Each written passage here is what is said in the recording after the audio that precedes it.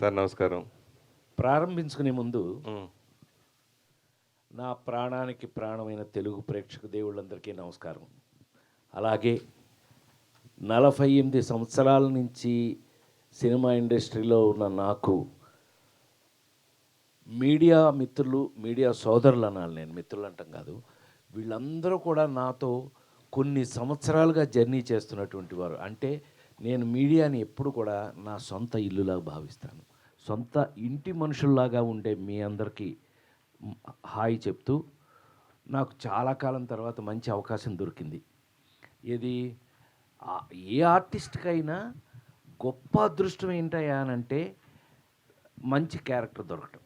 అది గనక నిజమైతే గనక నాకున్న ప్రత్యేకమైన అదృష్టం ఏంటంటే, యాక్టర్గా నాకున్న ప్రత్యేకమైన అదృష్టం ఏంటంటే నా వయసుకి తగినట్టు క్యారెక్టర్లు రావు. డ్యూయెట్లు పాడే రోజుల్లో డ్యూయెట్లు పాడాను, అల్లరి చేసే రోజులో మహా అల్లరి చేశాము. అంటే కాలేజీ వాళ్ళు అందరూ మన చూసి ఏం చేస్తే వాళ్ళు కాలేజీలో చేసేటట్టు అల్లరి చేసాము. ఆ తర్వాత ఒక బాధ్యతాయుతమైన క్యారెక్టర్లు కొన్ని చేస్తూ వచ్చాము.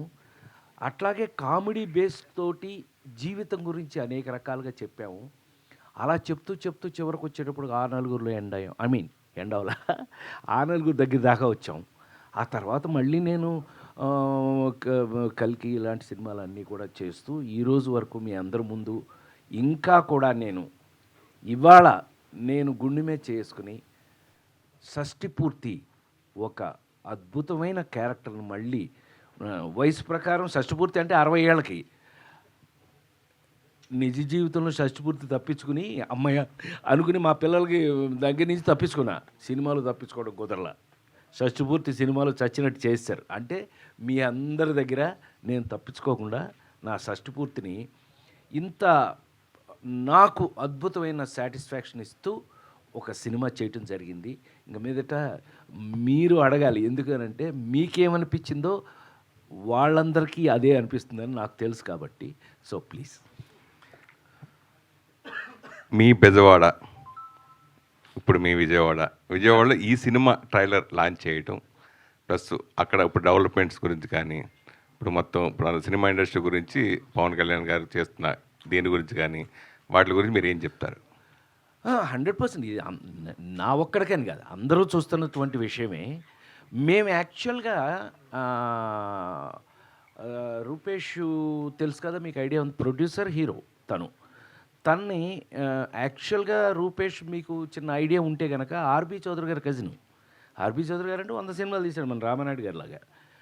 తమిళ్, మలయాళం, తెలుగు, కన్నడ అన్నీ కలిపితే ఆయన హిందీ మొత్తం 100 సినిమాల పైన తీశారు. ఆయన కజినే కాబట్టి చిన్నప్పటి నుంచి తన సినిమా ఫాలో అవుతున్న వ్యక్తే.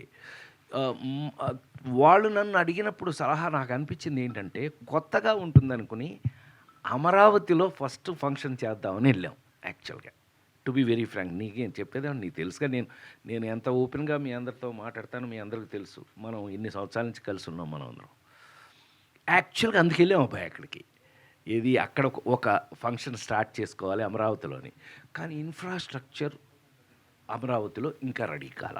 అంటే ఇప్పుడు మనం గబుక్కున హైదరాబాద్లో మనం ప్రెస్ మీట్ మీ అందరినీ పిలవాలి అని అంటే గబుక్కున ప్రసాద్ ల్యాబా, ఎఫ్ఎన్సీసీగా ఇట్లా వచ్చేస్తుంది ఏదో ఒకటి, రవీంద్ర భారత ఏదో ఒకటి. అక్కడ ఇంకా రెడీ కాల. తద్వారా మేము ఆ రోజున మాకు అంటే మరి 30 రిలీజ్ కదా మనకి, తద్వారా మనకున్న కంఫర్ట్ని బట్టి తుమ్మలపల్లి కళాక్షేత్రంలో చేసేయటం జరిగింది. సో అక్కడ యాక్చువల్గా అమరావతిలో ఫస్ట్ సినిమా ఫంక్షన్ చేద్దామని వెళ్ళాం. ఎందుకంటే నీకు అర్థమైంది, ఈ పాటికి ట్రైలర్ చూసేటప్పటికి అర్థమైంది, ఇది ప్రతి ఇంటి కథ, ప్రతి ఇంట్లోనూ జరిగేటటువంటి కథ. మన తెలుగు వాళ్ళు పర్టికులర్గా మన ఇళ్లల్లో ఉన్నటువంటి సమస్యలు లేదు సంతోషాలను, లేదు గోలను, లేకపోతే గొడవలను, ఏమైనా నువ్వు ఒక ఇంట్లో జరిగేటటువంటి మన సంస్కృతి సంప్రదాయాన్ని మన తెలుగు వాళ్ళ ఇళ్ళు మరి ముఖ్యంగా ప్రతిబింబించే చిత్రమే షష్టిపూర్తి.